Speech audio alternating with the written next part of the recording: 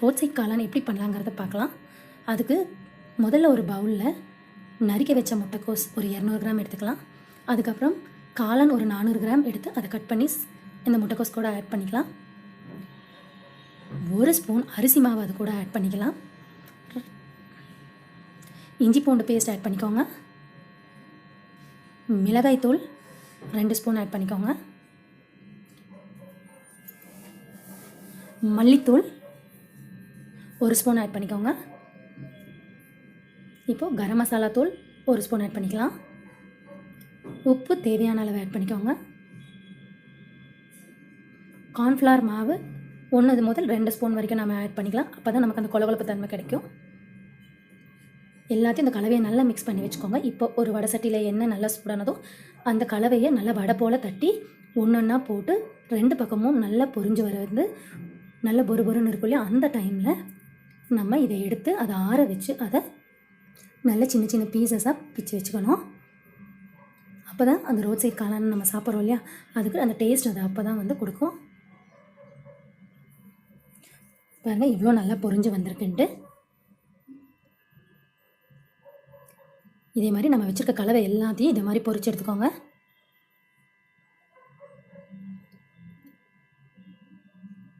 இப்போ ஒரு வடை சட்டி எடுத்துக்கோங்க. அதில் ஒரு 2 ஸ்பூன் எண்ணெய் ஊற்றிக்கோங்க.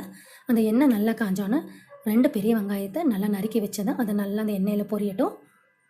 அந்த வெங்காயம் நல்லா பொரியிற ஸ்டேஜில் நம்ம சால்ட் 1 ஸ்பூன் ஆட் பண்ணோன்னா வெங்காயம் எப்பயுமே சீக்கிரமாக குக் ஆயிரும்.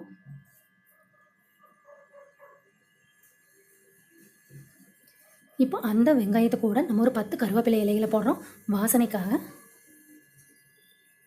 அது நல்லா வதங்கிட்டு இருக்க ஸ்டேஜில் இப்போ டொமேட்டோ பியூரி நம்ம ரெடி பண்ணோம். அதுக்கு நான் 8 தக்காளி எடுத்து மிக்சியில் போட்டு அரைச்சி வச்சுருக்கேன். இந்த தக்காளியோட பச்சை வாசனை போகிற வரைக்கும் அந்த எண்ணெயில் இதை நல்லா வதக்கிட்டே இருக்கணும். பாருங்கள் நல்லா வதங்கிட்டே இருக்குது. இந்த ஸ்டேஜில் நான் 1 ஸ்பூன் சில்லி பவுடர் ஆட் பண்ணுறோம். அதுக்கப்புறமா மல்லித்தூள் 1 ஸ்பூன், மஞ்சத்தூள் 1 சிட்டிகை போட்டுக்கலாம்.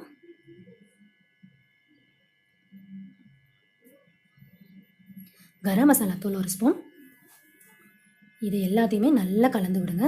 அந்த கிரேவி நல்லா அந்த காரம் பிடிச்சி பாருங்கள், அந்த எண்ணெயும் கிரேவிலேருந்து அந்த எண்ணெய் வந்து நல்லா வதங்கி அந்த எண்ணெய் வெளியே வரணும். அப்போ தான் வந்து நமக்கு அந்த கிரேவி நல்லா குக் ஆயிடுச்சுன்னு அர்த்தம். இந்த ஸ்டேஜில் என்ன பண்ணுங்கள், பாருங்கள் கலர் பார்க்க எவ்வளோ நல்லா இருக்கும். இந்த ஸ்டேஜில் அந்த வடை ஆற வச்சுருக்கோம் இல்லையா, காளான் வடை, அதை எல்லாத்தையுமே பிச்சு இந்த மாதிரி சின்ன சின்ன பீசஸை பிச்சு வச்சுருக்கோம். அதை வந்து இது கூட ஆட் பண்ணி 2யும் நல்லா கலந்து விடுங்க.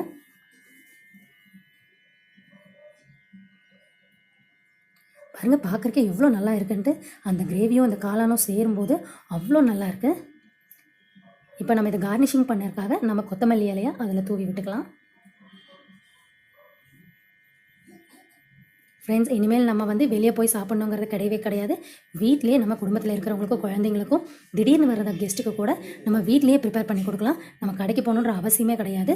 நான் வந்து பானிபூரியை இப்போ இதே மாதிரி நானே ஃப்ரை பண்ணி அதை கூட ஆட் பண்ணுறேன். உங்களுக்கு வேணும்னா ஆட் பண்ணிக்கலாம். இது டேஸ்ட்டுக்காக ஆட் பண்ணுறது.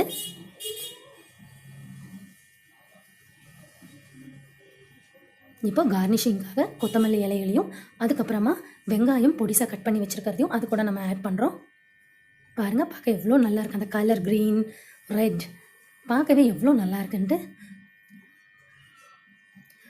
வீட்டில் நீங்களும் மறக்காமல் ட்ரை பண்ணி பாருங்கள் ஃப்ரெண்ட்ஸ். ட்ரை பண்ணி பார்த்துட்டு டேஸ்ட் பண்ணி பாருங்கள். மறக்காமல் உங்களோட கமெண்ட்ஸை உங்களோட கமெண்ட் செக்ஷனில் மறக்காமல் கொடுங்க. ஸோ என்ன நான் இம்ப்ரூவ் பண்ணிக்கிறதுக்கு இது ரொம்ப நல்லாயிருக்கும் ஃப்ரெண்ட்ஸ். தேங்க்ஸ் ஃபார் வாட்சிங்.